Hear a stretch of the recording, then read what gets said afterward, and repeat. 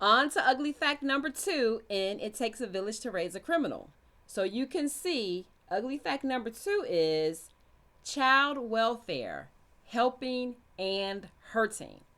And as I said, there are 3 takeaways for every chapter in the book series.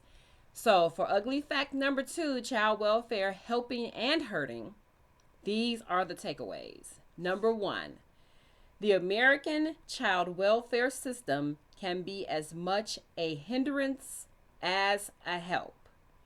Number 2, welfare reform has added to the ranks of the poor and working poor, like I said before, leaving mothers and their children vulnerable to criminal behavior. And then the third takeaway would be the effects of foster care placement can be more negative than the effects of the environment from which children are removed.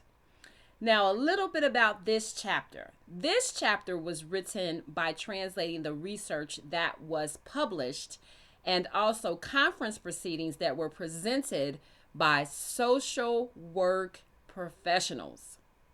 It was startling to me to see that the conclusion to the proceedings of a conference where there was a review of 40 years of research, and the social work professionals concluded that they had their practice of taking children out of homes where they were mostly neglected and putting them into foster care systems where you have foster care homes and also residential foster care group homes, that had been more harmful than leaving them in their neglectful homes would have been in terms of their childhood outcomes and their adulthood outcomes. That made me squinch because I was like, wow, how powerful is it that these professionals would conclude that their primary strategy of child protection had been more harmful than helpful.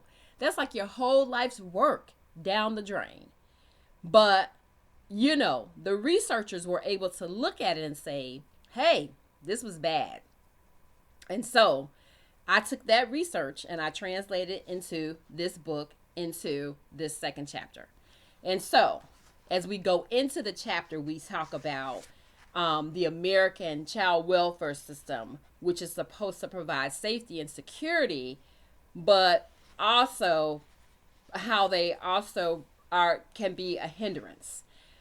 The chapter also puts a face on welfare, and we find from the research that in fact most of the time you're going to get children who are actually white. White children are going to be your average child in the child welfare system at any step, even though popular culture would have us to believe that it is brown children, black and brown children. Then the chapter provides some details about the child welfare system that the average person might not know. Then we go through and we see the unintended consequences of the child welfare system as detailed by the child welfare professionals. We also, then the chapter goes into talking about the role of foster care in raising criminals. Talks again about who is in foster care and why. And again, the average child that's in foster care service is going to be a white child, okay? Then it talks about why that disruption talks about why the disruption in family placement can cause such harm to children by reviewing attachment theory and then those consequences. And then there's a discussion about how the consequences of being in foster care can leave children and as children and even as young adults so disengaged and so lonely and isolated in their emotions that then they find themselves in a position to want engagement, and how that engagement can lead to behavior that leads to prison. There are also, in addition to the psychological side and the traumatic experiences of foster care, then there's also elements that relate to transitioning from foster care, such as education, such as housing and employment, that then put former foster care or transitioning foster care adults, young adults transitioning out of foster care in precarious situations that put them again in the position to engage in criminal behavior just as a means of survival.